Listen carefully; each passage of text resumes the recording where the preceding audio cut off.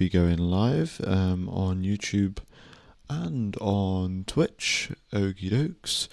And welcome along to the coverage, folks.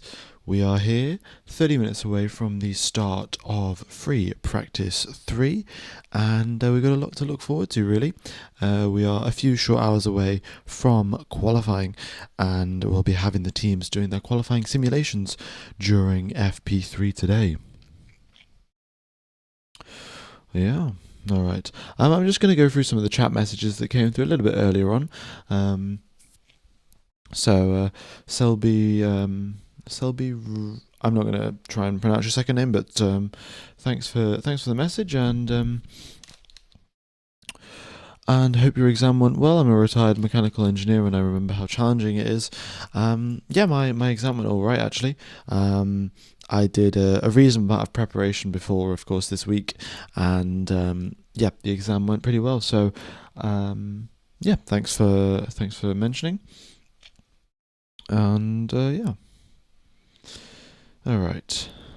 So that was that message. Which other message was I gonna read? Oh, I know the F1 gamer got a 125, but which manufacturer? I got a Honda 125. Yeah, a Honda 125. Okie dokes.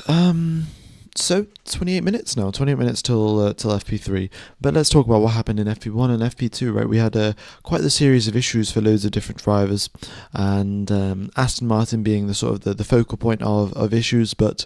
You know, it's not really limited to Aston Martin. We've seen the Cadillac have problems with sensors. We've had Alex Albon with hydraulic issues. We've had Arvin Lindblad breaking down at the end of the pit lane. We've had Lando Norris with gearbox issues. Piastri with a software glitch. So it's been issues all up and down the grid, right? And it's been... yeah, I mean, the teams will be looking to sort of get these resolved, right? They tried to do as much as they possibly could in testing, but obviously you're not going to cover 100% of the issues, and you're going to have to deal with some of them on the fly. Alright. Thanks for the commentary, hope you're feeling better. Yeah, I'm feeling alright, to be fair. I was... I don't know how long. I was out with my friends a little bit earlier on in the night because, well, right now it's 1 a.m, but a little bit earlier on I was out with my friends, and yeah, having a good time, really. So no, I'm feeling all right. I know you can't say what your new job is, but what type of engineer are you going to be? Mechanical, electrical? Well, you know, given that I'm doing a mechanical engineering degree, it does make sense for me to become a mechanical engineer afterwards, doesn't it? Yeah, I'm going to leave it at that. Yeah. How am I feeling today? Yeah, feeling all right. But thank you, folks, for asking. I'm feeling definitely a little bit more tired than I was feeling yesterday, but that probably just means I'm going to get a better sleep in between FP3 and qualifying, rather than the total lack of sleep that I had between FP1 and FP2. But it should be all good, really, should be all good. Is Ferrari using the spinny spoiler? No, it is not. It is using the normal spoiler, the normal rear wing, and potentially, you know, according to F1 Twitter, which is not always the most reliable source, but it seems to be that they're either only going to bring it on the low downforce racetracks where you need a lot of top speed, or they're going to bring it at just the... or they're working on optimizing it and making it a little bit better, and then they're going to use it all the time. So those are the two different things. Yeah. When is quali? Quali is in... I should probably put a timer up for that, actually. But it's in 4 hours time, pretty much. So yeah, so wherever you are right now, 4 hours and or 3 hours and 55 minutes, that is the start of qualifying. Yeah, in fact, you know, I will pop that up on the screen.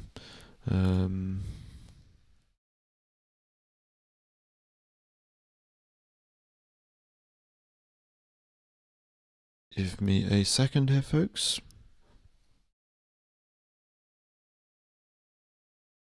All right.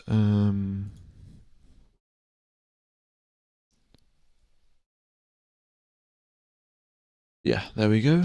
And quali starts in 3 hours and 55 minutes. Okie dokes. F1 Gamer, with your engineering degree, would you be playing at Aston Martin to help them out? I'm sure they've got a vacancy. Well, to be honest, I think the issue that Aston Martin has got is really quite complex. It's not an issue that I can just come in and solve.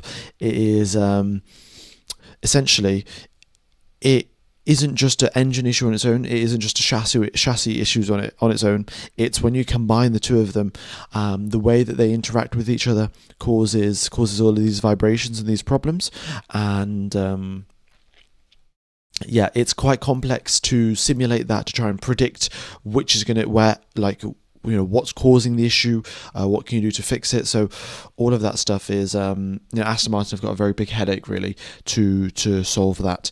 It is it's not an easy task really. I was talking to a few of my friends who are also of course doing engineering, and yeah, it seems like a complex problem that they've got their hands on. How's my exam? My exam was pretty good. Yeah, I did a sufficient amount of study for it, so these things normally work out in the end if you prepare enough.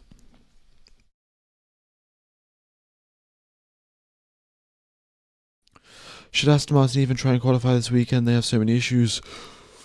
Already planning to retire. Why stress the cars and the drivers? Well, they're still going to gain valuable information, right? By doing this running, they are going to figure out, are the vibrations affected by the track surface, right? Because in Bahrain it's a very rough surface. Here in Melbourne it's a lot smoother. So is that going to affect things? Is that going to affect the vibrations? What else can they find out? They'll work out, what is the car like in different conditions, in these warmer conditions on a lower grip circuit. So they are still gaining information, so it does make sense to continue running. And another thing that they sort of want to see, right? We know that they may not be so quick during the race, but over a qualifying lap, they still can fully charge up their battery, and then deploy it all the way to zero during the quali lap, and that should still be able to extract them relatively decent pace. So I think Aston Martin might want to try that, see where their pace is, and let's just say by some sort of miracle they manage to get it through into the top 10 without the car falling apart. That will be a huge boost to everyone at Honda, everyone at Aston Martin, because with the car that is half broken, half not working, they've still managed to put it up into top 10 with a really good aerodynamic package from Adrian Newey and a really good lap from Fernando Alonso. So there's still reasons to continue on, but of course the flip side of this sort of motivation argument is that if they end up in 20th position and they go full send and they still end up slower than Cadillac and all of that, then yeah, they're not going to be particularly happy, and the mood is just going to go from bad to worse. A lot of these mechanics have been staying up very late because of the travel issues caused by the conflict in the Middle East right now. A lot of the flights have delayed, a lot of the logistics have been delayed, and that meant the Aston Martin mechanics were working till 4 a.m. to get the car ready for yesterday's FP1 and FP2 session. So that was a very long night for the Aston Martin mechanics, and Red Bull as well.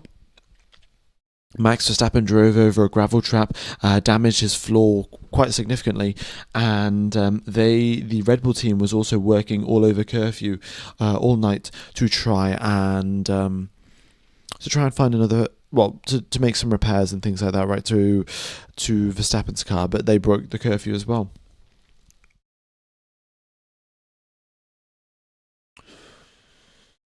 All right. What happened to Perez? Why is he still stopped? Because Perez had an issue. He had an issue between turn number 11 and 12 with a sensor problem, and that's why he was sat in the pits for the entirety of FP2 pretty much with a sensor issue. and then he came out onto the circuit, did 2 laps, and then had another issue with the car and stopped at the side of the road. So some more engine issues and some more sort of wrinkles in their plan for Cadillac to sort out and to work on fixing.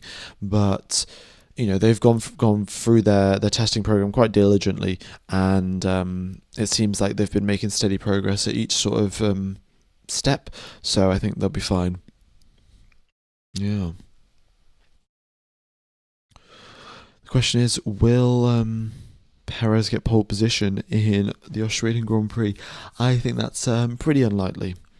Tyre check. We have got the C5 for the softs, the C4 for the mediums, and the C3 for the hard tyres here in Melbourne. So the softest of Pirelli's range, we've no longer got the C6 tyre. The C5 is the softest that we've got. How is Hadjar doing so far? Hadjar's been doing pretty good. He's not been, hugely back from Max. Of course, in FP2 there it looks that way, but when they were, doing identical run plans and same levels of fuels and things like that, it was pretty good for Isaac Hadjar. And I think that at the start of the season he'll be close to Max Verstappen within about 0.3 or so.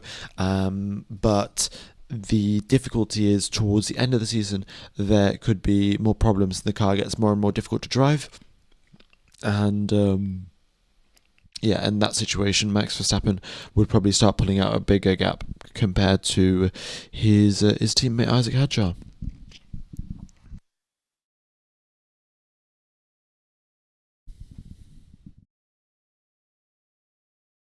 All right.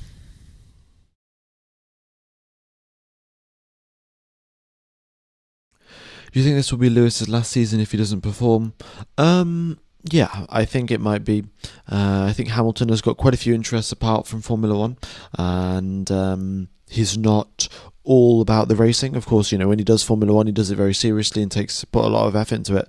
But you don't really see or hear of Lewis Hamilton playing on the simulator at 2 a.m, waking up in the middle of the night to change ups to try and figure out a new setup to test in the simulator, and you don't see him taking part in other motorsports and things like that, right? So I think Hamilton's got other interests, and if Formula One again he has another bad season, then maybe he will call it quits. But that being said, he looks pretty strong so far going in Melbourne. So compared to Charles, he looks pretty solid indeed.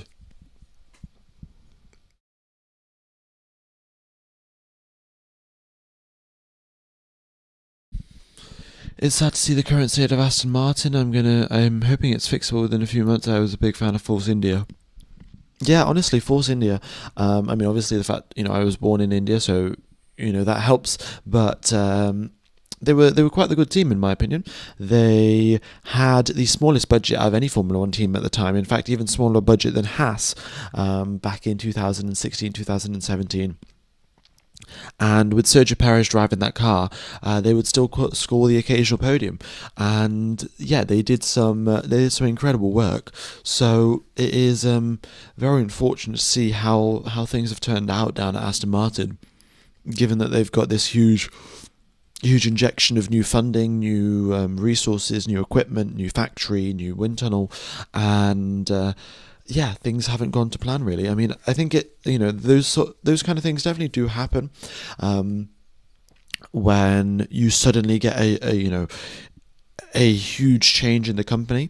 It's not sort of natural growth. It's very much like a very sharp increase in growth, and then you get a big culture shift. You get a big sort of change in how the way the team works, and you can sort of get a result of that. A result of that could be that you get quite different sort of performances to what you expect. Yeah. Hopefully, Piastri breaks the Australian driver curse. It'll be good to see if our Piastri do well here. Of course, he was up in P1 in FP2, definitely gave his home fans something to cheer for. We'll see if he'll be able to repeat that for qualifying. Alright.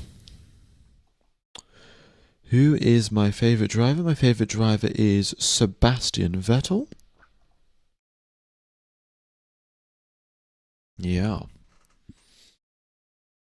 We are now 15 minutes away from the start of FP1. Oh, sorry, FP1, FP3. Yeah. My brain really isn't braining. It has been a very, very long day for me, to be honest. Yeah. Favorite driver on the current grid? I don't know. Maybe Hulkenberg, maybe Alonso, maybe Bottas. Yeah. Not too sure, to be honest. Not too sure.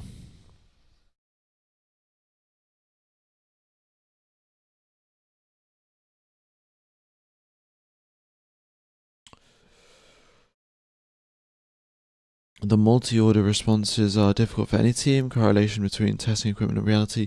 Yeah, it is. It is definitely. It's difficult for loads of teams, and I mean, designing a Formula One car is very, very difficult at the end of the day, right? That's why they've got thousands of people working on it, thousands and tens of thousands of man hours going into designing each part, into ensuring overall performance is as best it can possibly be. But it's a difficult job, really difficult job.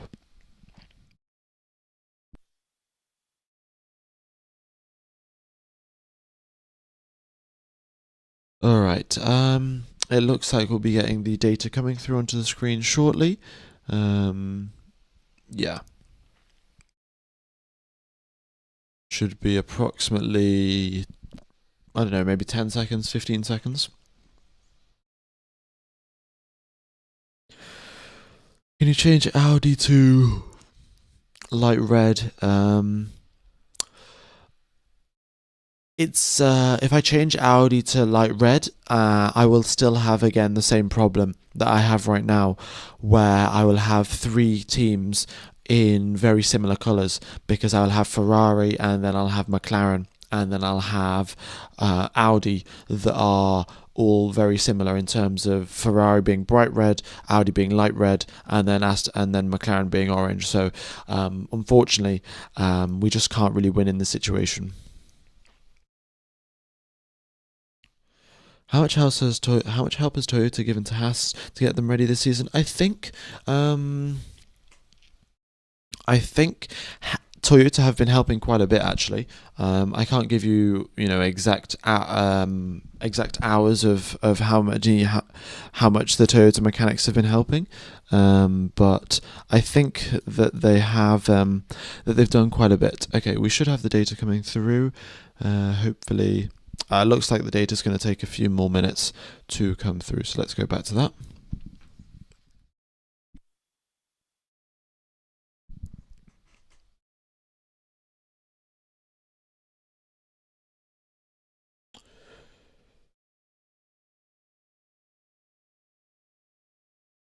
Respect F1 Gamer for the coverage. Yeah, thanks guys.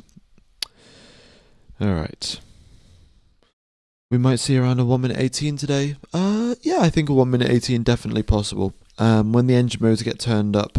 Another thing that I would like to point out, actually, it's going to be a little bit hard to show without a track map, but what I will do is take you through a flying lap of the circuit. Okay, here's a flying lap of the circuit then. You make your way through the final corner, and the main thing really here is to make sure that you are smooth on the power as you get out onto the straight. And obviously foot flat to the fore. The drivers normally crossing the start finish line about 300 k's. Don't touch the grass there on the entry. It does compromise your turn in performance a lot. And then you make your way towards turn number 3. This is your first big braking zone of the circuit, and this is the problem that we're seeing here in Australia. The teams don't have enough big braking zones to recharge the battery, which means they're going to have lots of lifting and coasting. So at this point, right, we've got turns number 6. You tap the brakes, flick the car to the right, and this is turn number 8. This zone, right, in FP1 and FP2, this was a DRS or a straight mode zone, right? You can see here that last year we had DRS in this section of the racetrack, but the drivers have said that it feels a little bit too dangerous to have a lack of downforce going through this part of the circuit, and for that reason the FIA have removed the straight mode going through turns number 8 towards turn number 9. Now, what that means is the cars are going to be even more inefficient, and that means even more lifting and coasting required. And we've seen, I think there was a replay that I watched, Franco Colapinto lost approximately 65 kilometers per hour just because his battery was recharging down this straight. Like, he was full on the power, 100% flat on the throttle, but he lost 65 kilometers per hour from his peak speed because his battery needed to recharge for the second part of the circuit. So yeah, you tap the brakes, go right and go left then right, sorry, through turns number 9 and 10. You've got another straight mode section, and then this is your second big braking zone of the circuit, where you brake in from 8th gear down into potentially 3rd gear most likely, going through turn number 11. Turn 12, it's a sort of a little lift and turn the car in and hope it sticks.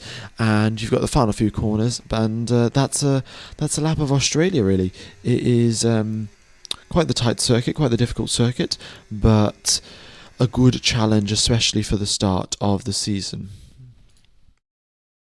Alright, hopefully the data is going to come through now. Let's give it a quick refresh.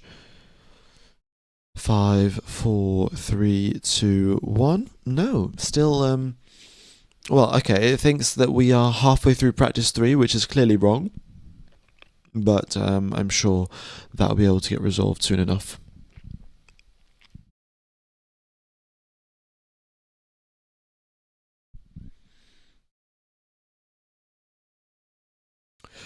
Change Audi to dark green. Well, they're not really Kick Sauber anymore, so, you know, it is what it is.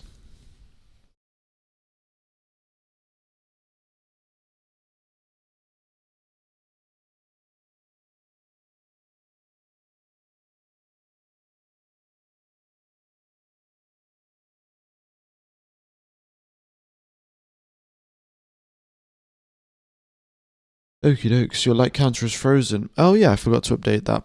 Oops, there we go. Alright, thanks everyone that has hit the like button, much is appreciated. Look at that, we're already up to 303 likes. Thank you very, very much, folks. And everyone that's tuned in as well, we've got 2,300 people tuned into the live stream. Thank you all for tuning in. Hopefully my sort of a little bit more quiet commentary today is not putting you to sleep with 7 minutes left on the clock till FP3.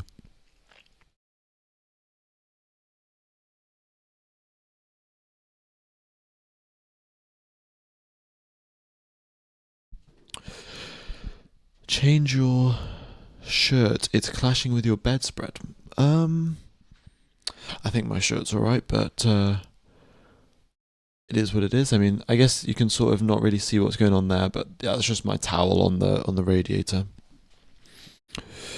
F1 ASMR. Well, I guess it's sort of like that. Obviously not trying to wake up the people that I'm living with, and also provide some coverage.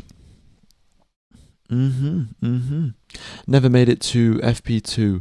Yeah, to be fair, FP2 is quite an awkward time zone for quite a lot of people. But you know, here we are for FP3, and I'm sure a lot more people will be waking up for qualifying. Actually, that being said, I should set my alarms just in case I fall asleep. Well, actually, not just in case. I'm planning to fall asleep at the end of FP3 before qualifying begins. So I need to make sure I've got my alarm set so I actually wake up in time, because that would be pretty bad. Oversleep through qualifying.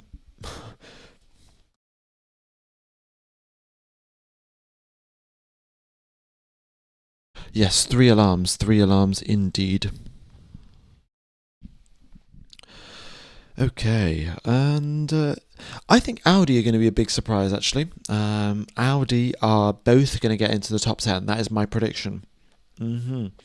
The Audi power unit as well, right? They've got their own power unit, and they've had little to no Oh my god, the yawns are coming on quite strongly now at half one. But what was I saying? Yes, I think that their power unit has been relatively issue free, and I think that they will be in for a good run this season. Good run. Yeah.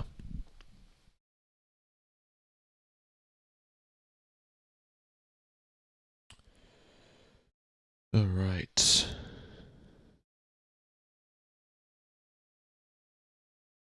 Audi never gets into a racing series to be second. Well, yeah, I mean that is pretty. It's a pretty cold statement. Audi have won every session, every motorsport category that they've entered in. I don't know how true that is about every single one, but they definitely seem to have an incredible record of success just in so many different motorsport categories.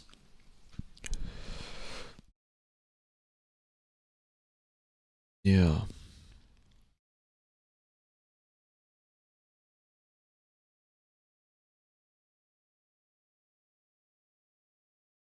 Audi also have some very, very good top speeds as well.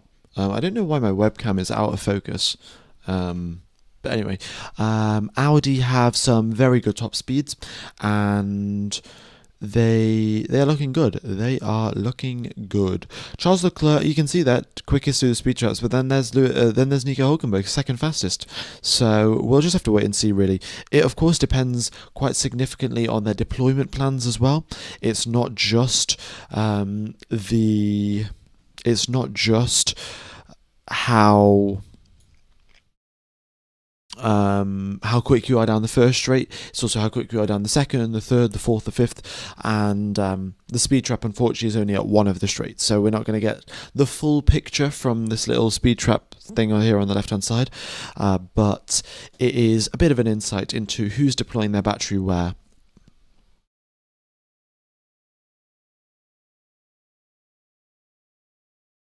Okay. Do I play F1 Fantasy? No, but maybe I should set up a fantasy league. We've had quite a few people ask about it, but yeah, no, I don't play a whole lot of F1 Fantasy, to be totally honest with you guys.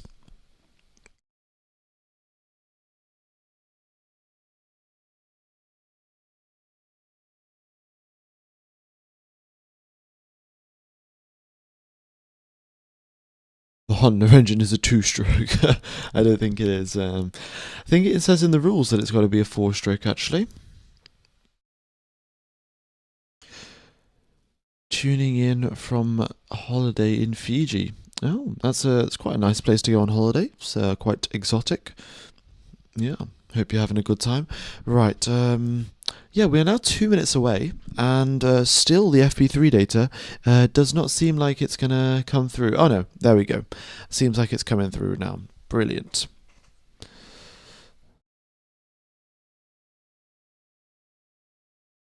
Fantastic. Yeah, we should have the data coming up through nicely.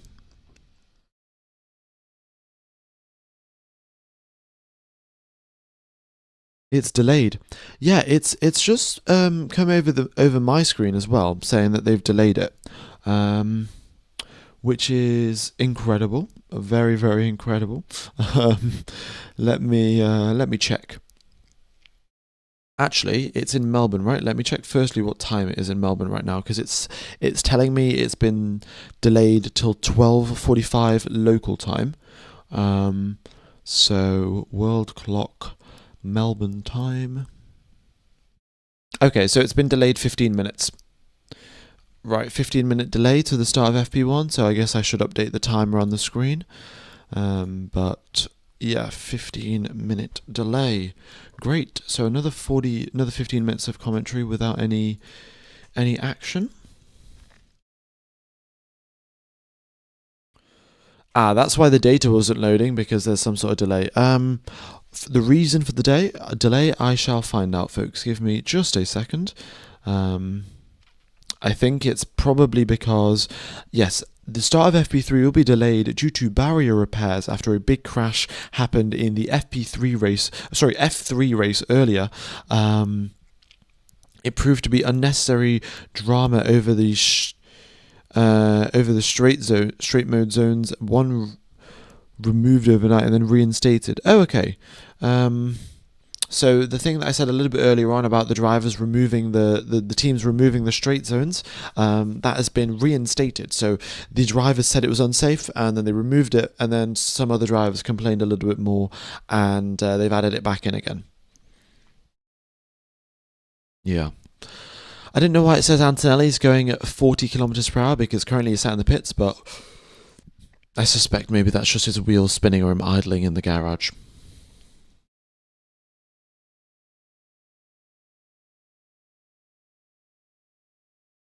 Why is F3 being conducted now? Well, F3's gets conducted during Formula One weekends, and typically the season starts at the same time, right? So you have the F3 in Australia. You'll probably have the Formula 2 maybe in Australia as well. I'm not sure about that, but you'll also have the Formula 1 as well.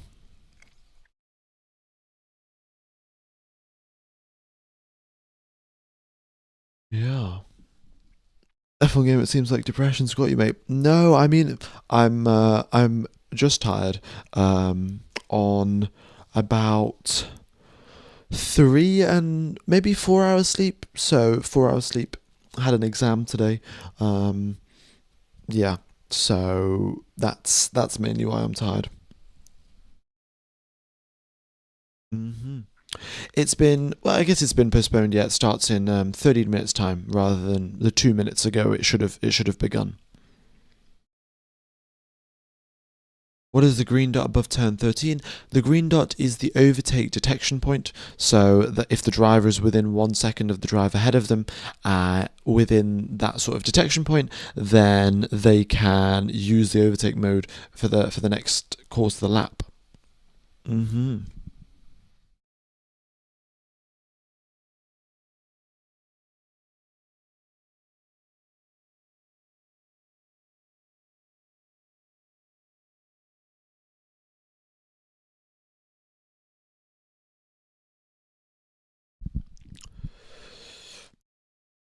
Where can I watch the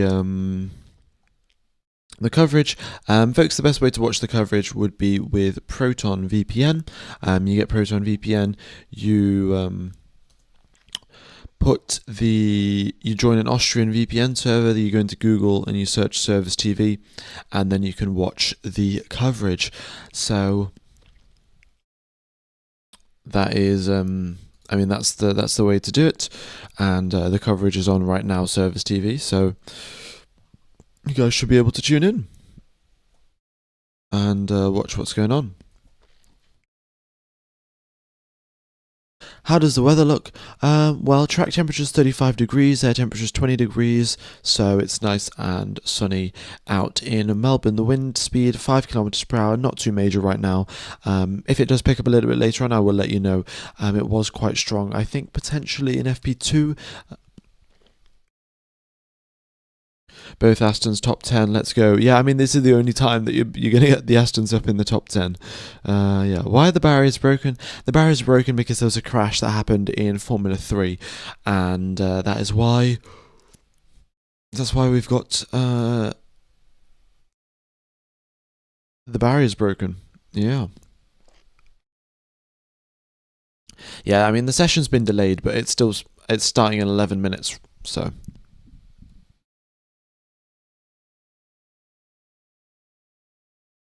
But we are going to still have the full 1 hour of free practice. It's not going to be shortened down to 45 minutes or anything like that. It will still be the full 1 hour.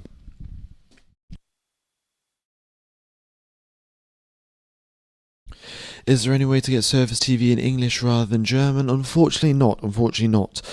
So most people normally just watch the Service TV coverage and will mute it and will listen to me talk instead. But that is probably the best way to do it. I hope Esteban can be solid for real. It was a little underwhelming, whilst Ollie was definitely worth the hustle.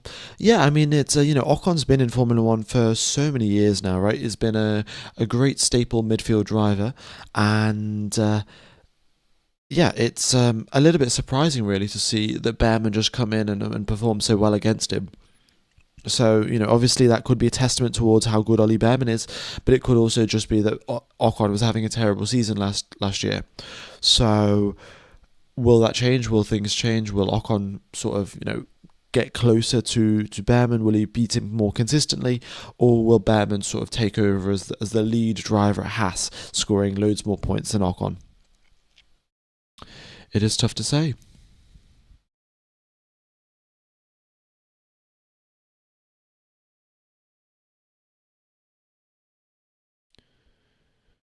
Ocon proves if you're not a wealthy family, you are instantly bad in F1. Well, Ocon has still made its way to F1, right? Like, the people that are in Formula One are the top 99.99999% of drivers in the world. So, yeah, I wouldn't say that he's bad by any stretch of the imagination. Is it Service TV? That is correct. Why is there a delay? There is a delay because the barriers are damaged due to a crash in Formula 3.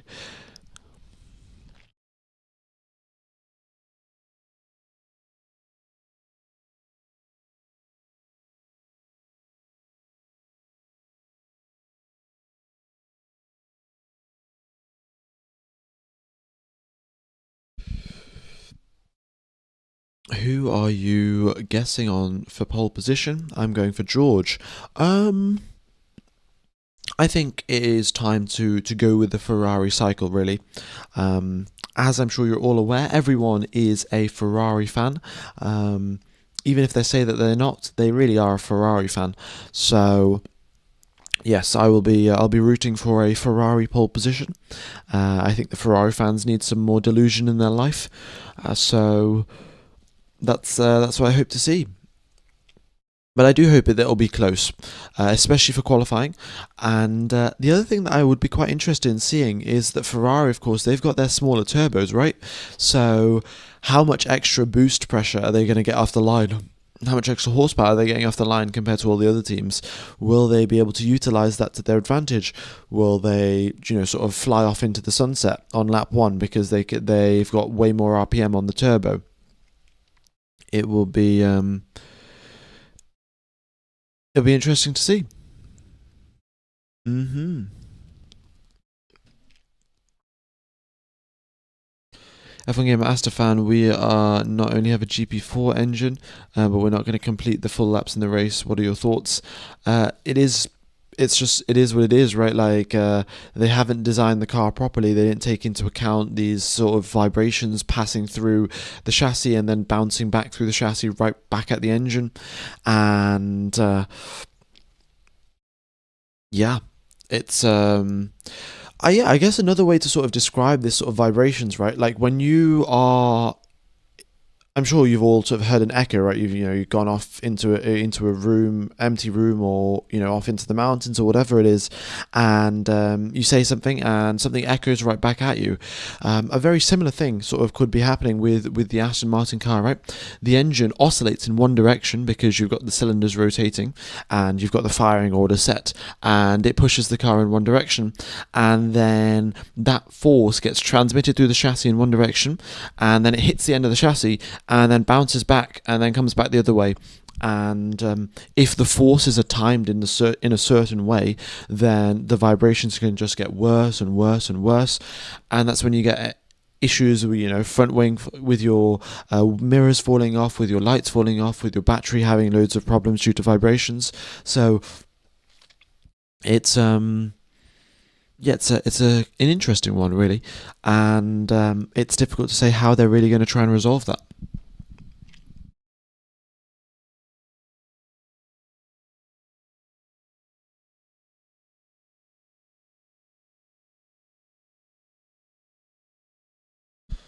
Okay.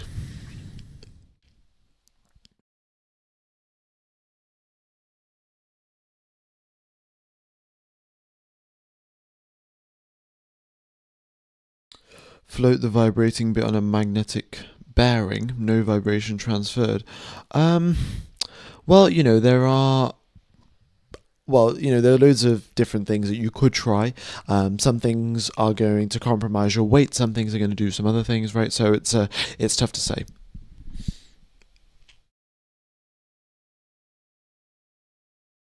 Good morning, good afternoon, good evening. Yeah, that's the line that's been going around all over Instagram of everyone getting ready for the start of the season.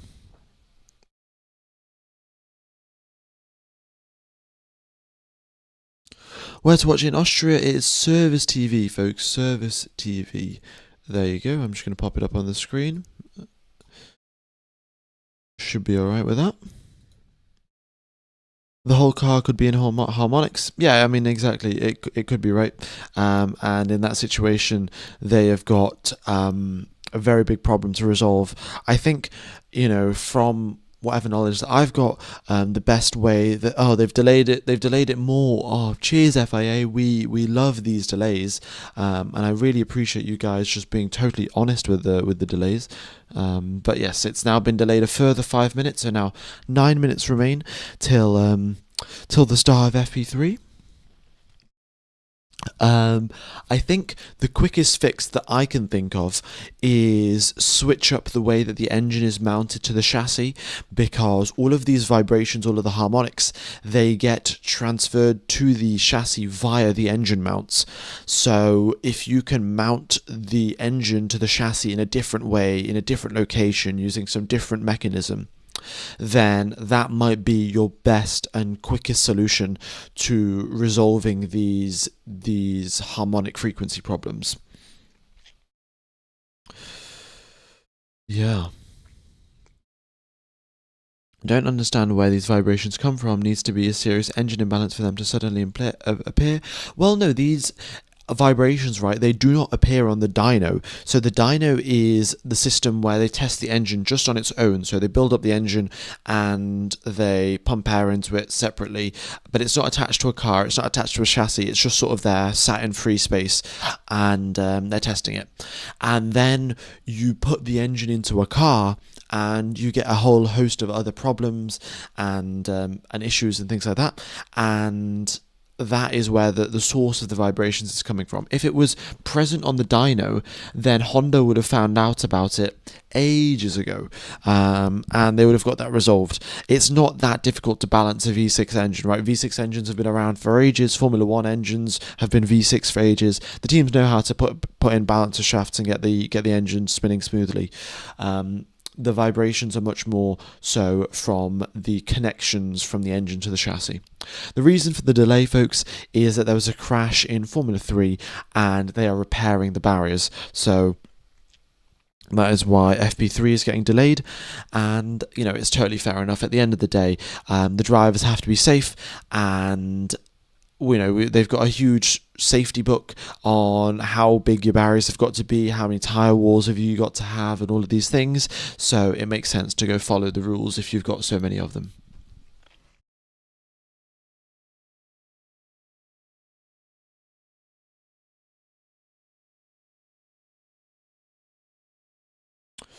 It's a stressed member of the car. It is a stressed member of the car.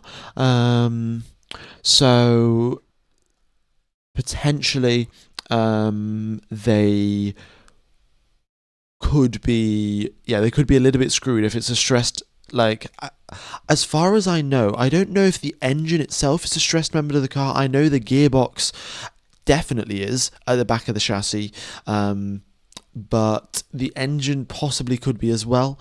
And if it is, then it's not as easy as changing the way that the engine is mounted to the chassis. Then you've got a much more sort of systemic structural issue that you've got to resolve, which is, as I said earlier, a big headache. The same thing happened with my adventure bike. We fit a huge engine guard which connects to the chassis, and the engine, every time I rev high, there's loads of vibrations. Yeah, exactly. Right. It's not. It's very difficult to predict these sort of things, and sometimes you can put a certain thing on a certain mounting bracket and you'll get loads of vibrations. Sometimes you won't. So yeah, it's just tough to say, isn't it? How's my exam? My exam was all right, really. Um, Thank you for asking. Did enough preparation and went well. So it is yeah, it's pretty fine. All right, 5 minutes now till we get underway. It should be just 5 minutes now. I don't think they're going to delay it any further. Is your camera flipped? I think so. But I don't know. Like this is my right hand, and it's right hand on the webcam, so maybe it is flipped. I don't know. It is what it is. How do the teams choose which car to upgrade? Well, choosing upgrades is quite the interesting thing, right? So there are they'll choose which car to upgrade mainly just based off their main driver. Mostly the teams try to bring two upgrade packages at a time, so there's no sort of issues between first driver and second driver. But yeah, if they can't, then they'll just give it to their main driver, essentially the one with more points. And when it comes to talking about which part of the car to upgrade, right, you've got inputs from the drivers. The drivers will be looking at driving around the car. They'll be looking, trying to get a feel for what is good on the car, what isn't good on the car. And then they'll be trying to direct the engineers onto what is going to gain them more lap time, what's going to help with the drivability of the car, the stability of the car. But the engineers themselves, they also will have some ideas, right? They will think that, oh, okay, if I can change just these two or three little things, we could get a very big boost in performance. So two or three little tweaks, an extra 2/10 for free, and so it's quite a difficult decision that has to be made, and these are sort of the senior people in the team, the Adrian Newey's and the James Vowles of the teams, right, the technical leads, that then have to make the decisions to say, oh, okay, we are going to focus on this area of development, and that may be from the engineer's side, that may be from the driver's side, on the best way to extract performance out of the car.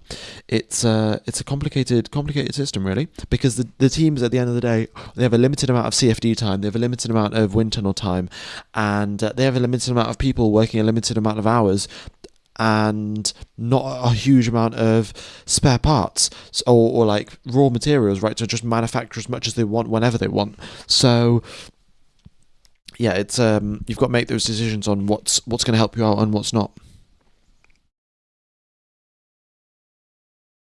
Okay, and we are going to have the session starting in 3 minutes time. It's just been confirmed now.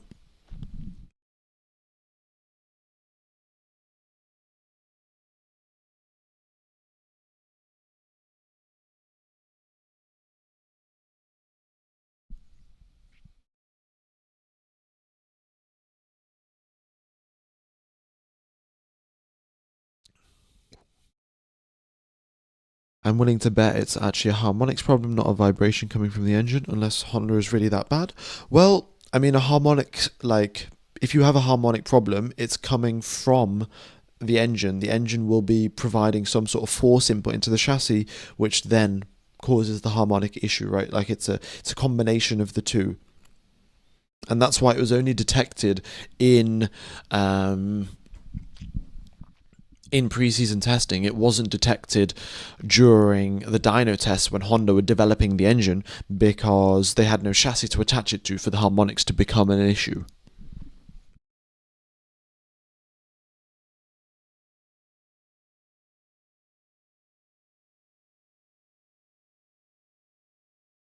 Did you hear the clip of Honda redefining with no input from Alonso? I have not seen that actually. No. I will, I'll try and keep up to date with this, but I'm sure, as you know already, but there's just so much stuff going on in the world of Formula One right now. So many news articles and posts of this interview, that interview, um, and so on and so forth. It's quite difficult really to stay up to date and on track of all of these things.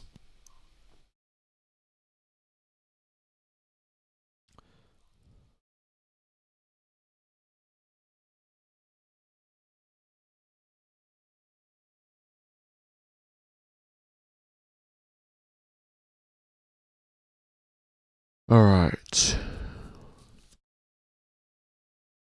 Can you not fix a wave generator that generate waves so the net vibration is minimal?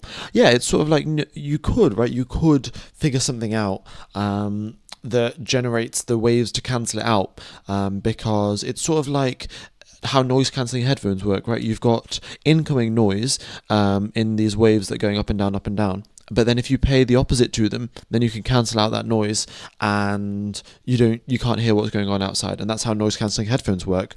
And you could theoretically do something like that, but you've got to consider the forces coming from the engine. They're going to be huge vibrations regardless. So then you have to fit a wave generator to the car that is going to generate huge forces to counteract the forces that are already being made in the engine, and it's just not a very efficient solution in terms of weight. So that is the big one. All right, let's see if team radios are coming through, because I have a feeling that they might still just be broken. But yeah, so once the team radios come through, I'll move myself up to the top right of the screen. And we've got Perez, Colapinto and Hamilton out. Perez, of course, was having issues earlier on in FP2 yesterday. And, well, he's now back out onto the track. Hopefully, no more issues for him.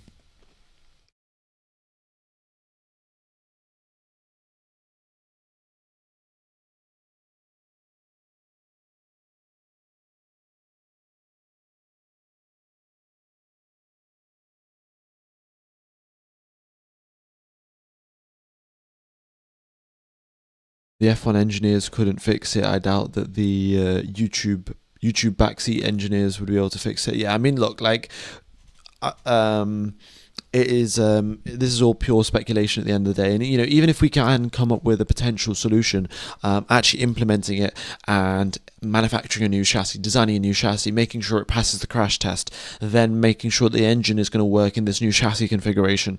It's all a whole load of work, and it can't just be done overnight. Yeah. Alright, got 4,500 people tuned in. Thanks everyone for tuning in. Folks, if you're near the like button, be sure to do so. And if you guys do prefer watching over on Twitch, I'm also live on Twitch. My Twitch is F1 Gamer, so go ahead and tune in on there if you're interested.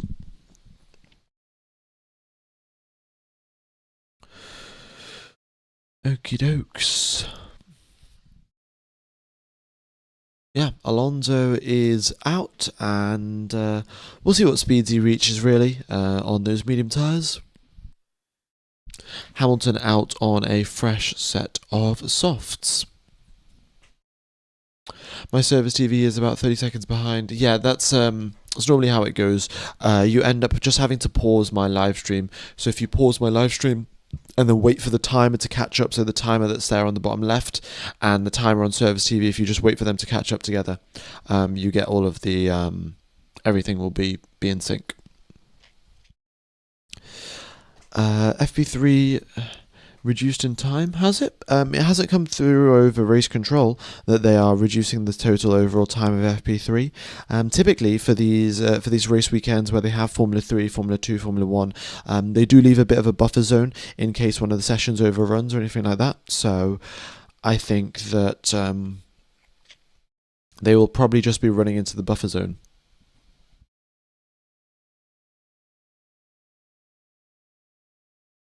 They could try using piezoelectric plates, like Leonardo is on their helicopters, to cancel off rotor vibrations. Okay, that seems interesting again. Like, it's loads of potentially interesting solutions, but Honda need a fix ASAP right now, and they don't want to spend ideally a week trying out this new thing. So it's I don't know. We'll see. I do wish though that the teams would sort of just have like an email inbox open for just to let fans email in their suggestions and just see what sort of interesting suggestions you get. I'm sure a lot of them will be very, very ridiculous, but I would be interested to see if these teams just had an email box open.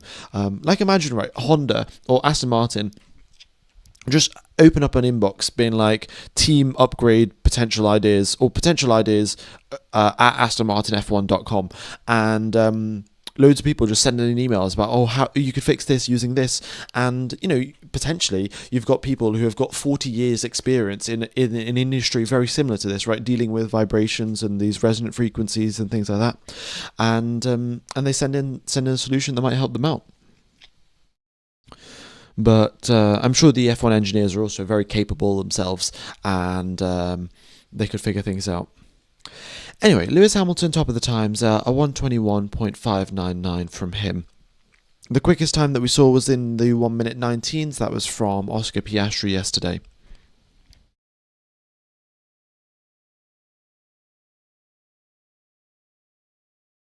Not worth the salary to sort through. Yeah, I suspect that is quite likely, really. You're going to have to, of course, employ someone to sort through that.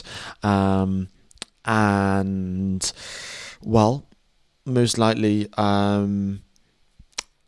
how good of an idea are you really going to get from people who don't have all of the inside knowledge, right, of Formula One? Like, the Aston Martin engineers do have all of the inside knowledge. I'm sure that makes their suggestions probably 500% more likely to work.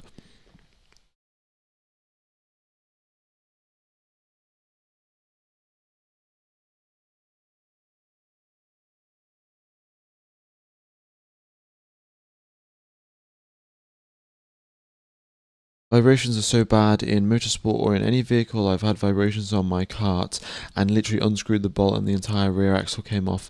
Yeah, I mean, this is the thing, right? It's not all engines are perfectly balanced. Ideally, of course, we have an inline six, which is a perfectly balanced engine, but Formula One would like to have a V6 to make the cars, of course, a little bit more compact.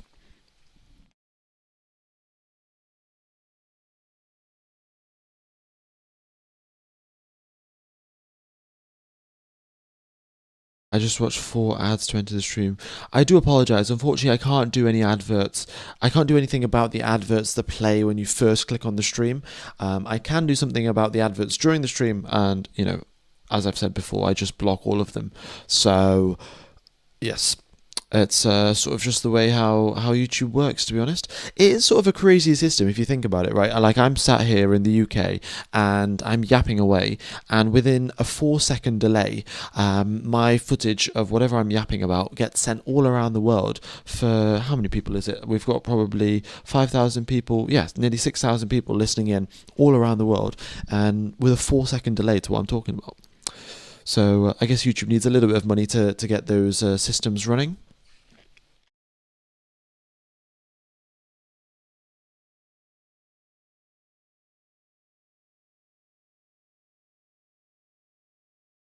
Okay. Lewis Hamilton, purple again in all 3 sectors. Nico Hulkenberg is 1.5 seconds behind him.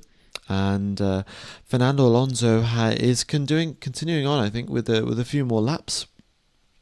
Yeah, not bad.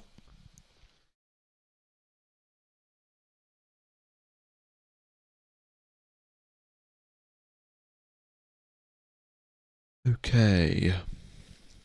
A few more cars coming out onto the grid. The track will have been a little bit dusty, of course. There has been the Formula 3 race, which should have cleaned things up a little bit. But relative to the end of... Oh, yellow flag, what's this? Carlos Sainz, turn 13. Yellow flag is waving. We had Alex Albon with a loss of hydraulic pressure back in... Was it FP1 maybe? And it seems like we may have just got a similar issue there for Carlos Sainz. Double yellows are currently being waved for the Spaniard in the Williams, and we've now got a clear in track sector 19. However, track sector 20 is still double yellows. And he's not too far away from the pit lane. If he can get the car restarted, then, well, he could, of course, make it back to the pits, which would save him a lot of time, which would also allow him to take part in the rest of the session, right? If something gets fixed, it would give him the actual opportunity to take part in the second half of the session. But if nothing gets fixed, then... Oh, sorry. If he has to get taken back to the pit lane on a on a lorry or something, then he's not going to be allowed to take part in the second half or for the rest of the session. Whereas if he drives back himself into the pit lane, then he will be allowed. But by the looks of it, he's stopped on the side of the racetrack, stopped at pit entry.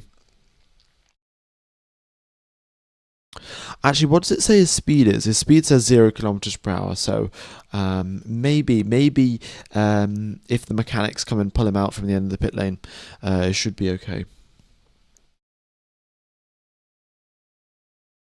I am new to F1. I'd like to know how the positions decide.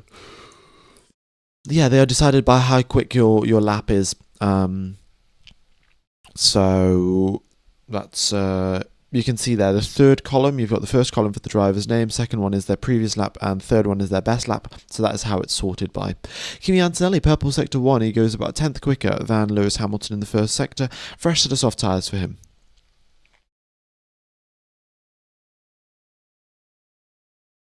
All right, Lando Norris across the line in 8th position. We've got VSC deployed, pit lane entry is closed, and that's, I suspect, because of Carlos Sainz. We were going to get a quick lap here from Kimi Antonelli, but the VSC's come out, and that has brought out some other plans.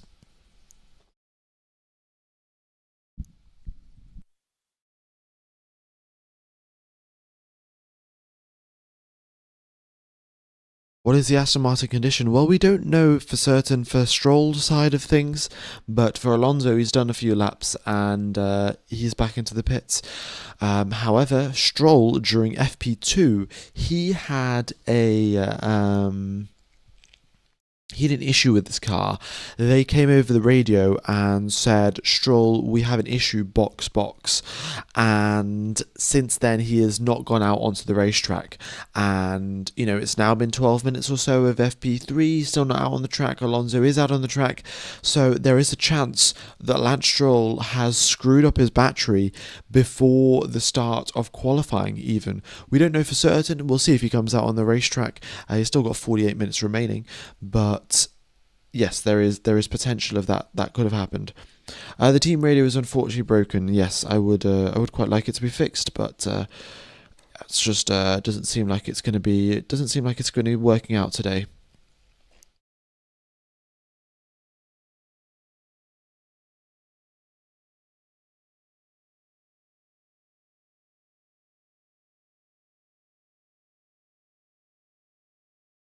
Alrighty.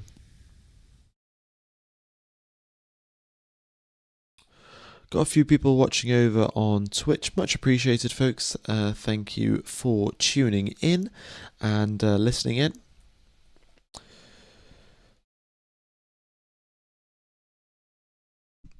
All right. Am I going to cover the qualifying and the race live? Yes, I will be. I'll be live for the qualifying. I'll be live for the race. So hope to see you guys there for quali and for the race. George Russell across the line, 13th position. I mean, the VSC is still out. Carlos Sainz is still there at pit entry. The marshals are now there at pit entry. I suspect they'll just be pushing Carlos Sainz right back into the pits. But yeah, the VSC is still out on the racetrack. Quali is in 3 hours' time. In fact, I shall pop this timer up on the screen. You can see there, 3 hours' time, and we'll be getting underway for quali.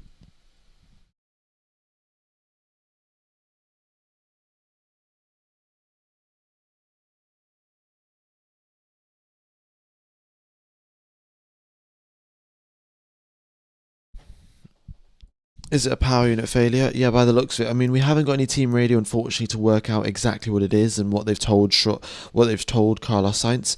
But Alex Albon had a hydraulic failure, so a loss of hydraulic pressure that led him to stop at the side of the circuit.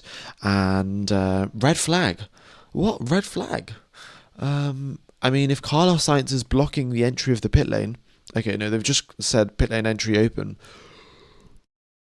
What's the red flag for then? Okay.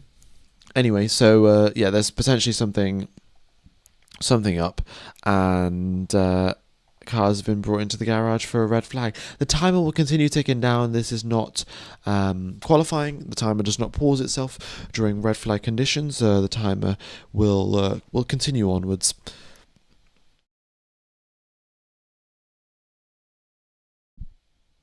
It's 5 a.m. and I'm awake for a red flag. Yeah.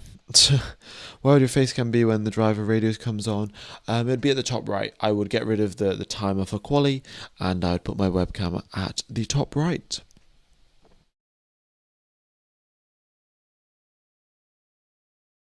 Why are Charles and Mercedes slow right now? Well, track temperature is up at 36 degrees Celsius, so that's not going to be allowing the drivers to push too hard, and also the drivers aren't pushing that hard, right? Qualifying is in 3 hours time. You crash anything, you make any mistake, you damage the floor, you damage the front wing, you damage the rear wing, and the teams aren't going to have huge amounts of spare parts. They ideally don't want the mechanics to be repairing anything in the break between FP3 and qualifying, so you just play it a little bit safe and wait for quali.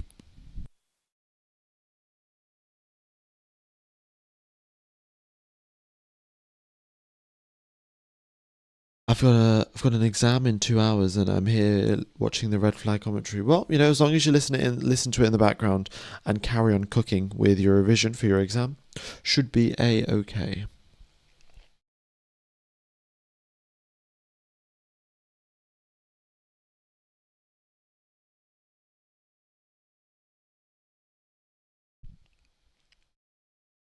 All right. Yeah, Carlos Sainz's car is still just stopped there at the pit entry, um, and once everyone has come into the pit lane, so that's Bortoleto is the last driver to come in. Once Bortoleto has gone by, that's when they'll bring the Williams car of Aston Martin. Did I just say the Williams car of Aston Martin, and then I corrected myself to Fernando Alonso? What is going on today, mate? The Williams car of Carlos Sainz will be pushed into the pit lane by the marshals.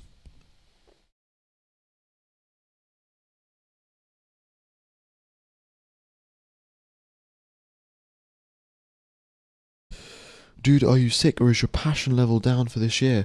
I am extremely tired. It is also 2 a.m. at night right now, and I don't want to wake up the people that I'm living around. So that's why my sort of tone and tone on all this is at a much lower level.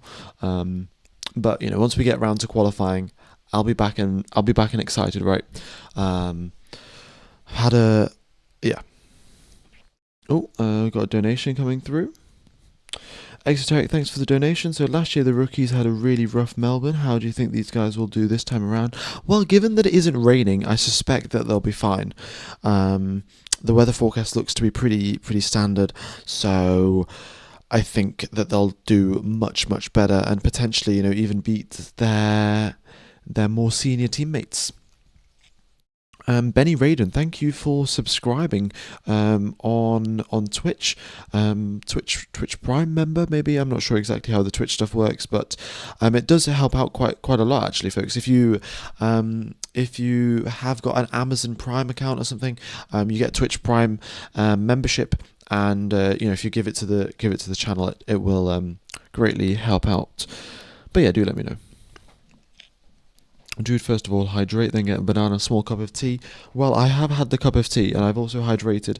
Unfortunately, I haven't got a banana right now.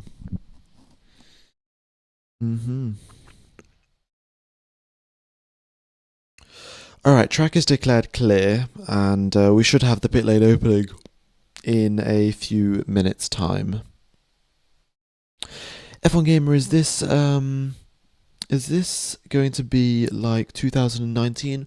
I don't think so. And I think you're referring to 2019 being the crazy good Honda Ferrari power unit or anything like that. I don't think we're going to have anything like that in that regard. We'll just wait and see. May I ask what your Twitch channel name is? My Twitch channel name is F1 Gamer. Yeah. It's taken them a while, actually. Oh, they're picking up on a lorry instead of just pushing it up into the pit lane.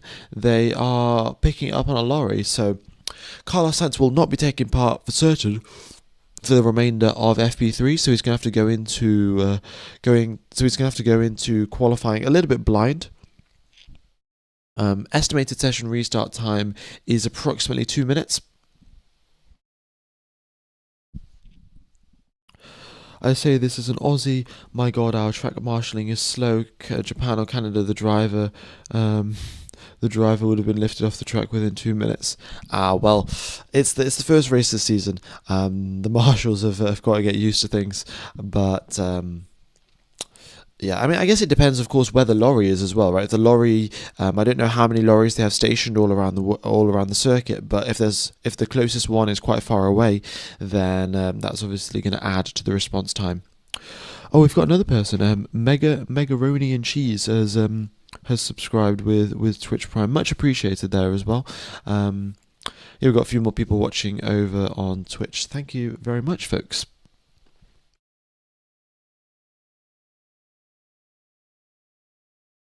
Can you believe that is 1 year ago that Charles Leclerc's seat was full of water? Yeah, it is. It's quite crazy, really. That team radio was 1 year ago. Oh, we got Stormy, by the way, is also subscribed with Twitch Prime. Much appreciated. What happened to Carlos Sainz? A power unit problem. Yeah. Didn't Ferrari have an illegal fuel pump in 2019? They did. I've got to say, it is a pretty ingenious point of engineering, really, right? Like the fuel sensor that detects how much fuel is going into the engine measures up 100 times a second, right? So you have got a margin of 10 milliseconds to squirt fuel into the engine when the sensor is not looking. A 10 millisecond margin to squirt extra fuel into the engine.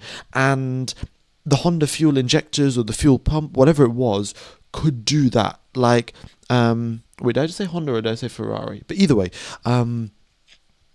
yeah, those fuel injectors, incredible piece of engineering. I would love to know how they pulled that off. Came from YouTube. Unfortunately, I don't have the money to pay for Twitch sub. I mean, don't worry about it. I mean, the people that are just hitting the like button, the people that are subscribing, help out so much, and it's what's got the channel to where we are right now. All of the people that hit the like button, the YouTube algorithm just loves it. Did I say Honda? I meant Ferrari. Yeah, I meant Ferrari. I'm sure most of you guys sort of can understand what I'm on about. Yeah, I was gonna have like a very strong coffee before the start of FP3. However, that would probably mean that I would not be able to get any sort of sleep for the rest of the night, which ideally I'd like to get some. So, yeah. That's why my brain isn't quite braining right now.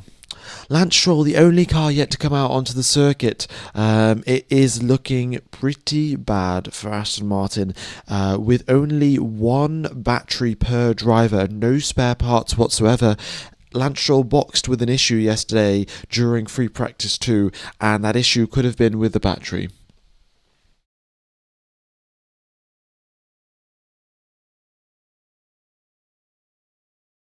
It might be Ford versus Ferrari 2 this season. Yeah, that would be a nice continuation on the Formula One film. Oh, by the way, folks, they are making a second Formula One film, and it's currently in the works. You know, there've been meetings and things like that to sort of figure out what the plot's going to be about. But would you guys watch it? You know, after watching the first one, I quite enjoyed it. Right, it wasn't the most accurate thing in the world, but all of the action scenes were really good, and a good bit of fun. And quite a lot of my friends who aren't into Formula One that much watched the film, and they quite enjoyed it, and it was good to talk about to them about it. So yeah, I'd watch the second movie as well. But I don't know what they're going to call it. They definitely can't call it Formula 2. So, maybe call it Formula 1 Part 2. But that's it's not great, really. Formula 1 Part 2 isn't the best name. F1 gave him a cameo in the film. Yeah, I don't know. It might be time to start upping the level, right? I've just been on YouTube. Time to get into Netflix.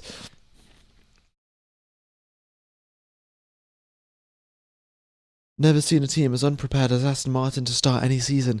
Well, yeah, it's I don't know how they've done that really. There was a report that came out a little bit. Oh, Verstappen up into second position there. Nice job from him. And there was a little report that came out saying that who was it? Lawrence Stroll, Adrian Newey, and Andy Cowell. So three very senior figures within the Aston Martin team flew out to Tokyo in I think it might have been November or December, I'm not sure exactly. And they flew out to Tokyo to see the development, right, of the engine, see how it's going. And the team that they were expecting is way, way smaller than what they were expecting at the, at the grid. Sorry, not at the grid, in the factory in Honda. And also there were a lot of new faces, not a lot of familiar faces that they've been used to seeing. So it was quite the big shock for them, and quite a fundamental misunderstanding, surely, by Aston Martin if they don't know the amount of people that they were expecting to be working on the power unit. So I don't know exactly how that has even happened. Kimi Antonelli up into first position. He is a quarter of a second up on Lewis Hamilton. Mercedes versus Ferrari versus Red Bull. I mean, welcome back 2018, ladies and gentlemen. Aston have got to switch to the Audi engines for 2027, which is possible. That could happen, to be fair. That could happen. It depends really on the size of the Audi engine and will it fit within the Aston Martin and that Adrian Newey has designed, right? It's a very aggressive aerodynamic package, which means that your gearbox, your engine, all of those sort of components, they've all got to fit in a very tight compartment. And if the Audi fits, then I'm sure they'll be happy to switch if Honda can't sort their issues out. But Honda have done this in the past, right? 2018, they had just come off the 2017 sort of McLaren-Honda partnership, which was going terribly for them. And they joined Toro Rosso. And Toro Rosso basically said, right, we don't care about engine penalties. Bring as many upgrades as you possibly can this season. And we are going to have a car that is quick and that is competitive and an engine that is competitive by the end of the season. And within the space of a season, we had McLaren Honda, being one of the worst power unit combinations ever, to Toro Rosso at the end of the 2018 season. They had gained over the amount of potentially 40 to 50 horsepower in one season alone. So, Honda can improve an engine. They've done it in the past, but it's a different way of working in Japan. There's also it's obviously never ideal to just put huge amounts of pressure on a team and putting all of the blame as well. The way that the Aston Martin Honda situation is being handled is very, very reminiscent to the McLaren Honda situation.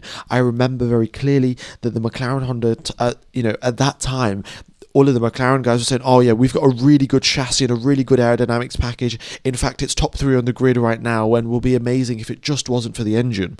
And lo and behold, they switched over to the Renault engine and McLaren was still nowhere to be seen.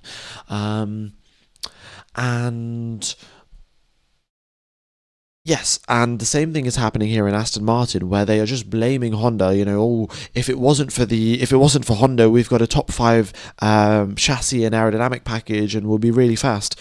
But putting that pressure, the blame, you just don't really want to be doing that in a sort of a healthy working relationship. It's just totally unnecessary and will not yield optimal performance. Okay, Charles Leclerc top of the times. We've got Hülkenberg up into 5th position, Bortoletto purple in the middle sector. Okay, this is getting pretty exciting. Let's see what Bortoletto can do coming through turns number 13 and 14. Albon up across the line into 14th position, and a lot of weight to reduce there for the Williams team, according to Alex Albon. The Williams car needs to go on a diet, were his exact words. We've got Bortoletto up into 4th position there. Not too shabby there from Bortoletto. And those are used soft tyres. Look at that, 10-lap-old soft tyres for the Audis, and they're going quicker than Max Verstappen. Well, I say quicker than Max Verstappen. We'll see what Max is doing on his current lap right now. He goes purple in the first sector, but he is half a second down in sector number 2 compared to Gabriel Bortoletto. Piastri improves up into second position. Nice job there. 46 milliseconds between himself and Charles Leclerc. We've got half an hour remaining of the session, and Max Verstappen makes his way out of the final corner. Lewis Hamilton goes top of the times, 95 milliseconds ahead of Charles Leclerc. Verstappen improves up into 5th position, just gets ahead of Bortoletto, and the data's decided to refresh itself halfway through the session. Brilliant. Hadjar improves up into 7th position, and we have got Behrman coming across the line on a much slower lap. Audi still using their wacky side pods? Indeed they are. Indeed they are. Mighty final sector by Lewis. Indeed it is. He went 2/10 quicker than Leclerc in the final sector. I mean, just incredible commitment out the final corner, going all the way up near the wall. And he carried the speed when it was needed. So he's gained the lap time.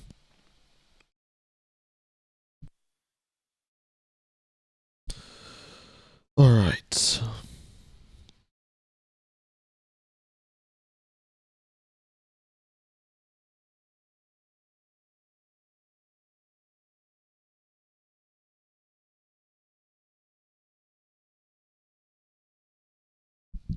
Why are the times slower than yesterday?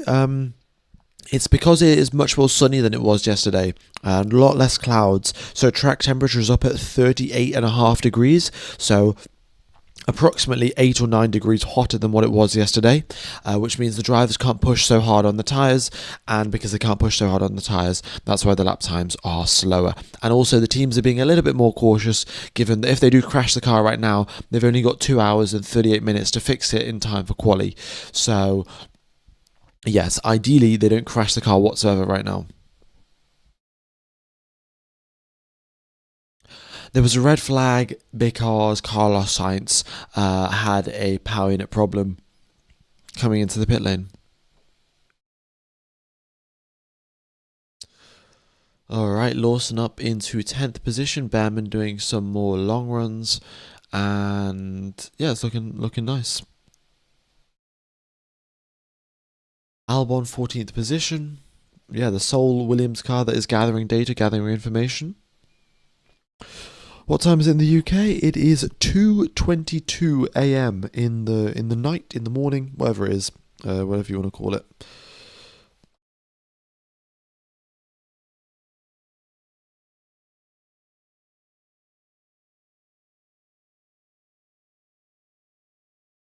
Aston Martin out on the track, are they?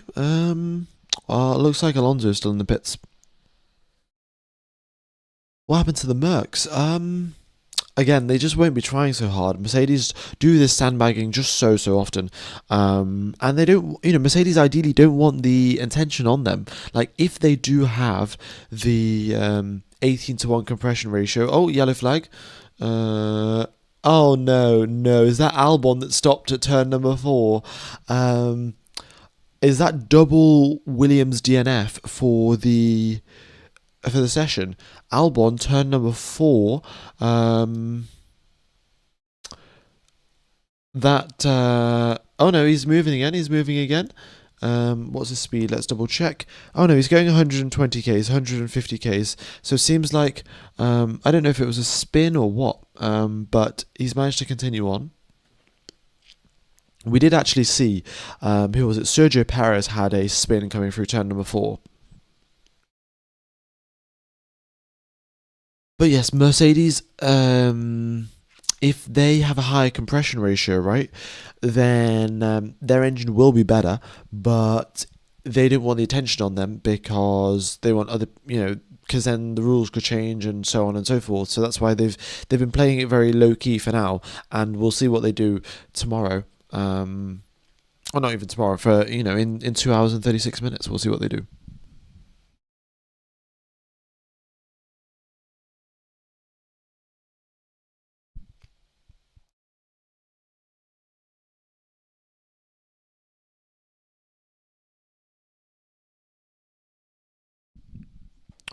Whereas Stroll is in P22 in the pits without a functioning car by the seams of it. Love seeing Lewis have some speed. Yeah, I mean, it's obviously great to see. The guy is the most decorated driver in Formula One with the most wins and all of that. So it's good to see some speed from him after a pretty terrible season to win last year. All right, Piastri up into first position. Where can we see track temp? Track temp is it's on my screen. I'm just not putting it up on the main screen because it gets everything a little bit too cramped, and the font gets a little bit too small. Yeah.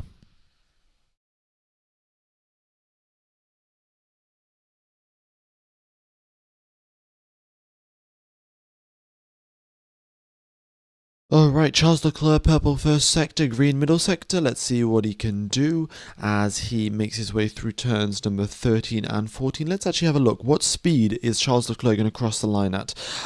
Most of the drivers have been crossing 300 and plus, and yes, Charles Leclerc is the same, crosses at 304 kilometers per hour and into the 1 minute 19s with warm track conditions as well. So with cooler track conditions, things will be looking even better for the Scuderia Ferrari team.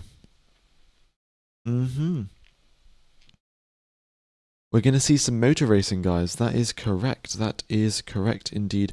Also, folks, if you are interested in watching the Formula One coverage and not just looking at the data going around, I would like to mention that Proton VPN is sponsoring the channel for this season by the looks of it. So a nice big sponsorship from Proton VPN.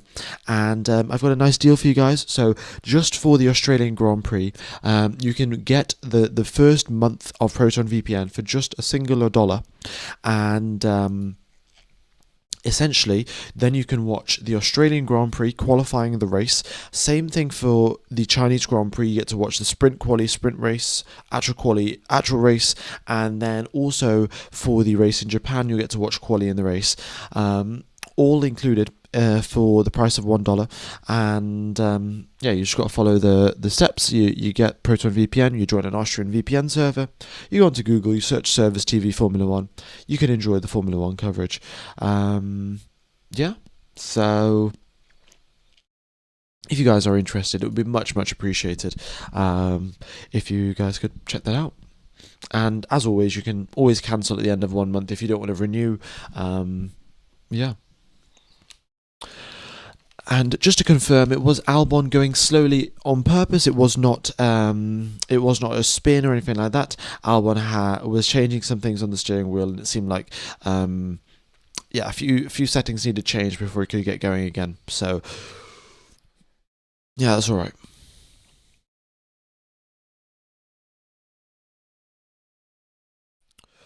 Alright, Alonso is out on the racetrack, so more laps getting done here for Fernando Alonso, which is good to see. The more laps that he gets done, the more potential risk there is of him damaging the car in time for quali, but you've got to sort of take that risk, really.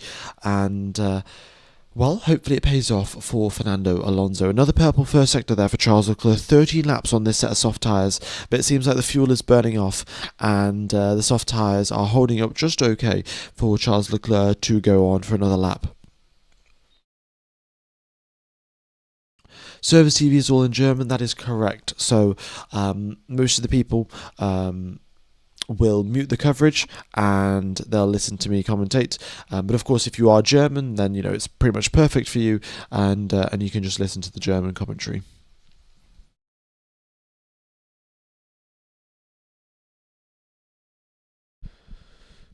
What are my thoughts on Ferrari so far? I think they're looking pretty good. What are the logics of two teams using hard tyres versus most of the others on softs? Well, the teams that are on the hard tyres and the medium tyres, they are gathering their long run information, and the teams that are on the soft tyres are doing some short runs. It's pretty much as simple as that.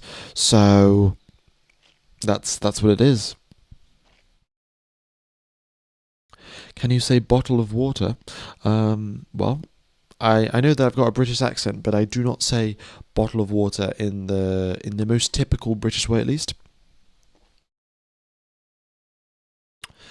Lando Norris in ninth position and Oscar Piastri in second position. Lando Norris is nearly a full second behind his teammate. I mean, we got to start calling the world champion hotline, see what's going on down there. Lando Norris has got to start picking up the pace. But yeah, mate, the world champion hotline was quite possibly the worst team radio I've ever seen. Worst team radio of all time. Yeah, who knows?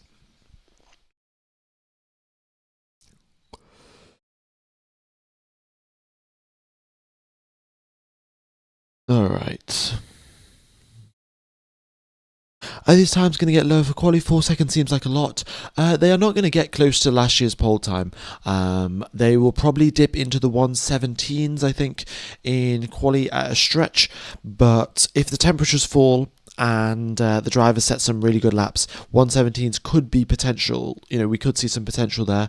But yes, we're not getting towards the 1 minute 15s or anything like that. Last year's cars were significantly quicker.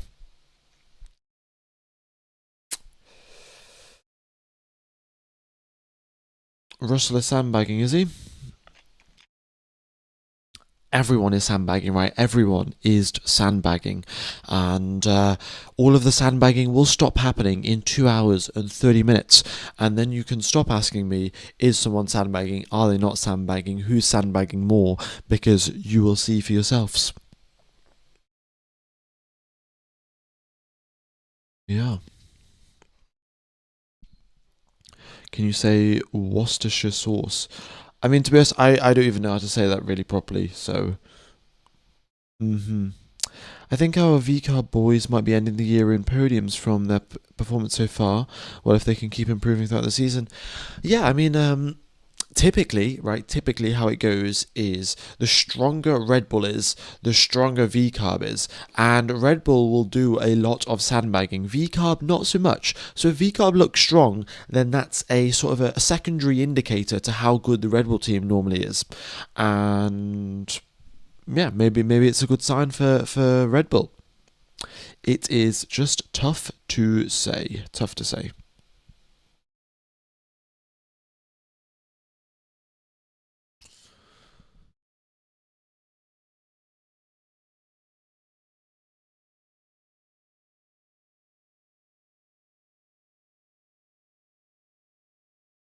And just to clarify, folks, the 107% rule requires the drivers to be within 5.6 seconds of pole position in qualifying. So 5.6 seconds, just to repeat.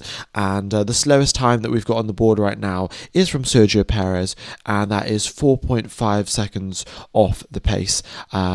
It looks like they are quite the significant chunk off Colapinto and even Fernando Alonso for that matter. Alonso's done some laps on some soft tyres and has now found himself in the pit lane. Please explain the colour graphics. The colour graphics, it's blue means drivers are coming in or out of the pit lane, yellow means slower than their personal best, green means it is their personal best, and purple is fastest out of all of the drivers. Red means that the driver has stopped on the side of the circuit. Yeah.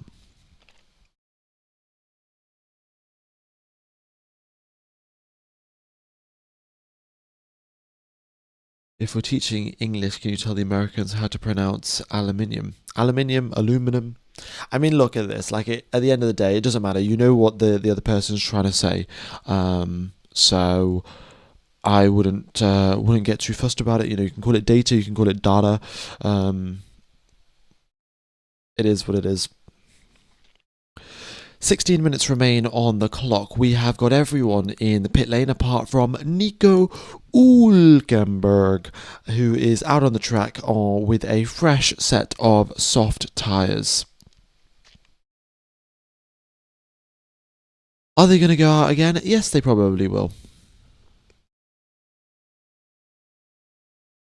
The teams are grass bagging due to a shortage of sand in Melbourne, because Aston used all the sand available in Melbourne. Yeah. I mean, Who knows, right? Because this I was talking to my friend about this, right? Theoretically, Aston Martin could still stick it on pole position, right? Like this is peak delusion if you're an Aston Martin fan, but Aston Martin have been running their engine in like the most safe mode possible to try and prevent these issues and the vibrations getting worse, but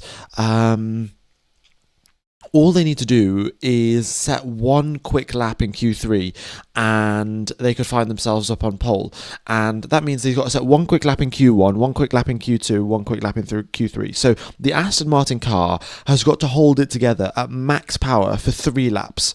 And if by some miracle the Honda power unit is quick enough and Adrian Newey's aerodynamics are pure magic, then theoretically, with Fernando Alonso driving, they could be up on pole position. But, as I say, very, very unlikely, given the fact that they are 3 seconds off the pace right now.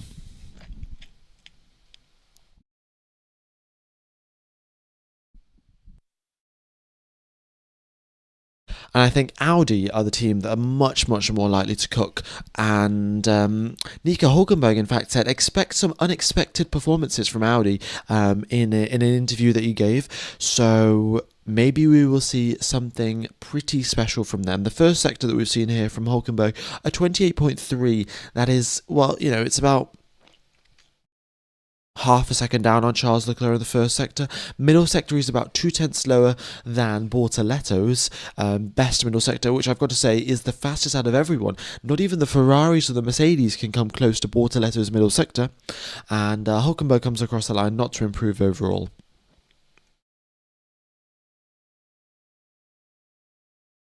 Even if they start from pole, they'll retire after 25 laps. Yeah, I mean, yeah, they will. But that could still mean that they are still quick in raw speed, but they've got no reliability. Yeah. Do you think Alonso will be faster than Stroll? Alonso has outqualified Stroll 40 races in a row. 4-0, right? Not 1-4, that is 4-0 races in a row. So I don't really think that's much of a question, to be honest.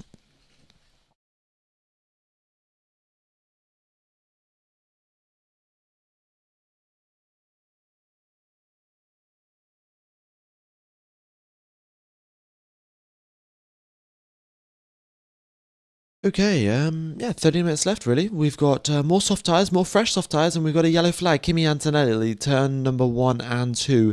That could be a power unit issue. That could also be a crash. It's quite easy to crash there. We saw Valtteri Bottas crash there, 2000 and... maybe 2017. I think maybe 2017 Q1 or Q2. We saw Valtteri Bottas crash there in the Mercedes. But a red flag has been deployed straight away, so that might be a... Russell was on for a flying lap as well. That would have put him up. If he had completed the final sector with his theoretical best previous final sector, George Russell's theoretical best time would have put him just behind Oscar Piastri. Oh, just ahead of Oscar Piastri, sorry. Medical car deployed. Oh, wait, medical car deployed. That seems like to be a pretty major incident there for Kimi. Huge crash, given that the medical car has been deployed.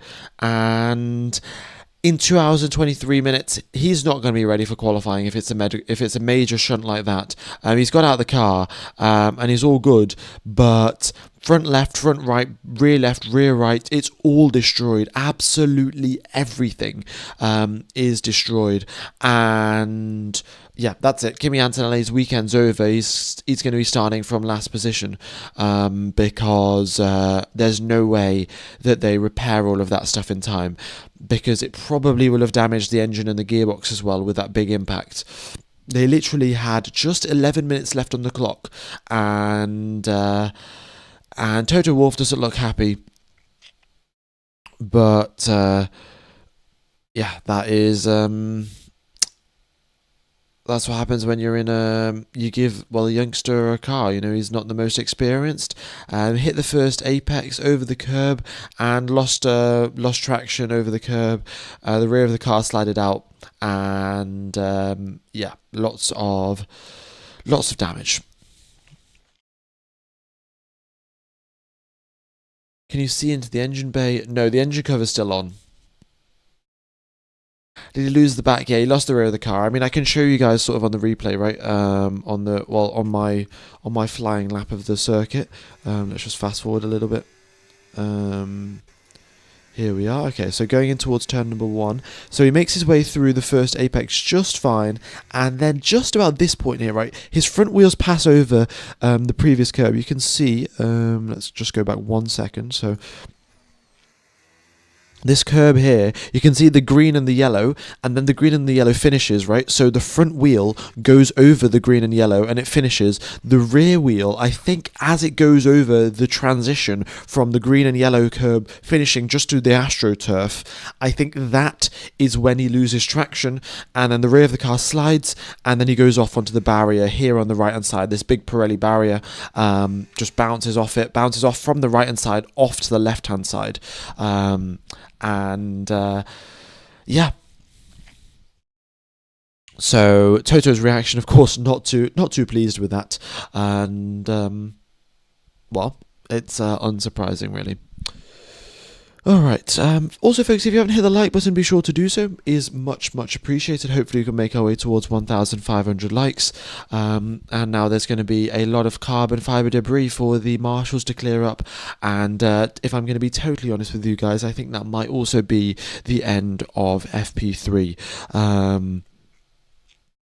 The car will get picked up pretty quickly, but they have to clear up quite a bit of carbon fibre. And maybe in 9 minutes it's possible, and they'll maybe get 1 or 2 minutes left, so we'll just have to wait and see. The teams don't have backup cars anymore these days. Yeah, they just have the two cars. They will have a set of spare parts, but I don't know how many sets of spare parts, right? Like, it's the start of the new season. They have just manufactured a new set of upgrades going from pre-season testing coming now to the first race in Australia. They're not going to have a huge amount of spare parts, and if they do have spare parts, it's going to be downgrades back to the older versions. Yeah. Yeah, Kimi's definitely cooked it.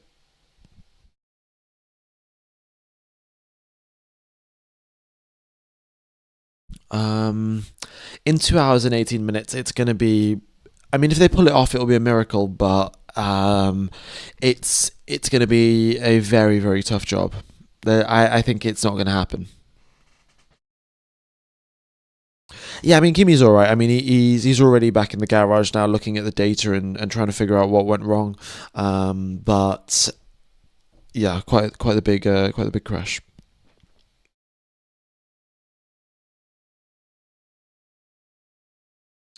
Why no more backup cars? I mean, it's purely for cost reasons, right? They've got the cost cap, right, saying that you can't spend more than this amount of money, and manufacturing a spare car that doesn't get used all of the time is quite inefficient use of resources, right? Like if you've got a car that is only used 20% of the time, 10% of the time throughout a race, so out of 24 races, if it only gets used 3 times, then you've spent a huge sum of money.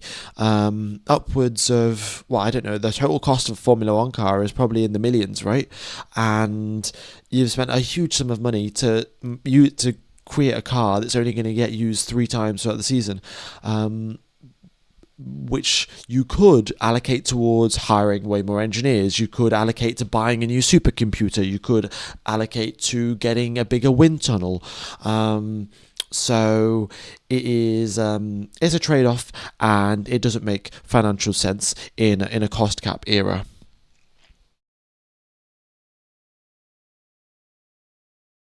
F1 Gamer, I've just started watching on Service TV thanks to the Proton offer you suggested. Thought my German was good enough to keep up, but forgot it's Austro-Dutch, so a bit more tricky. Yeah, I think there are different sort of I guess it's different dialects, isn't it? Different dialects of German in Austria and in Switzerland and in Germany itself as well, which makes it, well, I guess I'm sure it makes it a little bit harder to understand.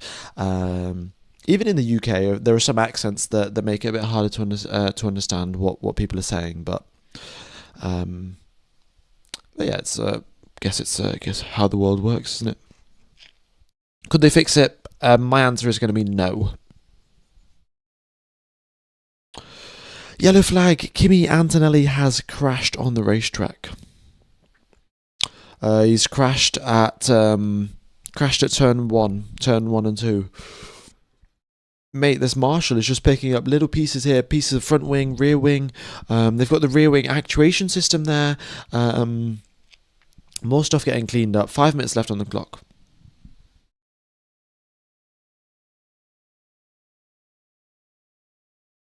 Oh, they're resuming the session, folks. They're resuming the session in 2 minutes' time. So they've basically told the marshals to get on with it because the pit lane, we're going to resume the session pretty quick. Quali's going to get delayed for the barrier. No, they're not going to delay quali for the barrier, mainly because they will have, if they were going to delay it for the barrier, they would have delayed it right now. They would not have said green flag conditions if the barrier was damaged. So quali is, unless there's another crash that happens in Formula 2 or something like this, in between FP3 and quali, I think quali will start at a normal time.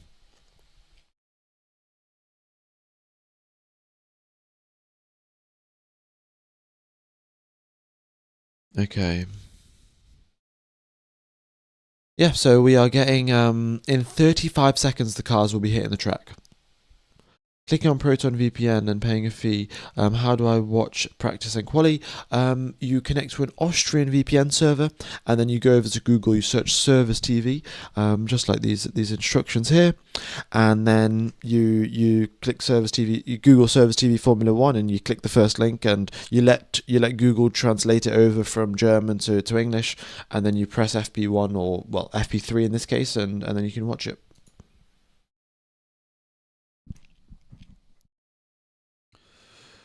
20 cars, everyone's going to be doing quali laps, maybe with 4 minutes left on the clock, potentially, but it's tough to say. Alright, Norris, Russell, Leclerc, everyone making their way out now. It seems like everyone's going out on softs, so.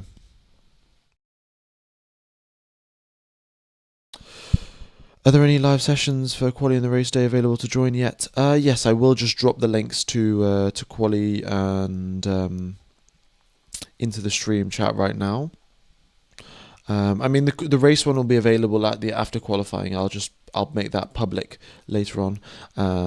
But yeah, there's the link to the quali stream, and I'll also make the quali stream public. So if you go over to my channel page, you'll be able to get access and see what's going on. Alright, 6,500 people tuned in. Hope you are all enjoying the coverage, folks, and look forward to commentating to you guys for qualifying. It's going to be very nice and exciting.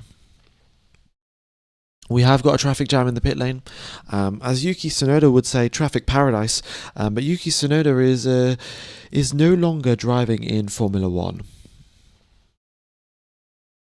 Why is there a yellow flag just joined? Well, it's back to green flag, and it was because Kimi Antonelli crashed at turn 2. Kimi kept his foot in and did full deployment on the curb. You never want to do that at F1 Gamer. Yeah, especially with the instant torque as well of the electric motors. It's proving to be quite difficult for the drivers to keep that under control. Where do I watch the VPN? It is Service TV, folks. Service TV.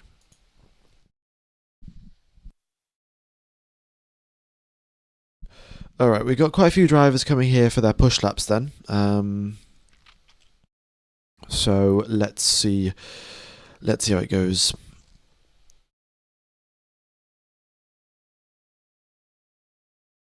Alright, Lando Norris's first sector, 28.2. George Russell is about half a second up on that.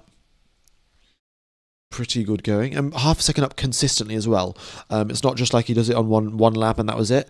He's now done it on multiple occasions. And then in the middle sector, Russell is again half a second up. So it looks like, defending that World Championship is going to be pretty difficult against George Russell, who is looking awfully competitive. Purple in the middle sector for him, pipping Gabriel Bortoleto as well. And now he's just got the final sector left. Will he lift off as he comes across the line? Let's wait and see. Russell, foot flat to the floor, and he comes across the line at 307 kilometers per hour. That's the quickest speed that we've seen across the line, and it's a 119.053. George Russell revealing a little bit of that Mercedes pace, and he's 7/10 up on Charles Leclerc right now.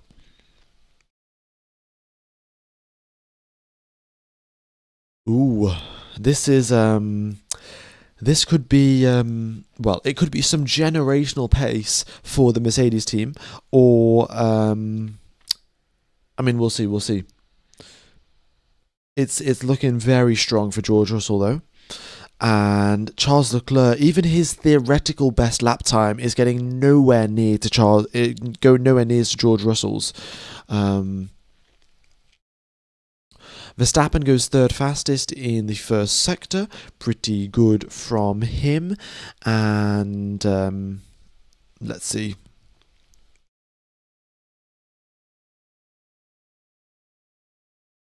We have got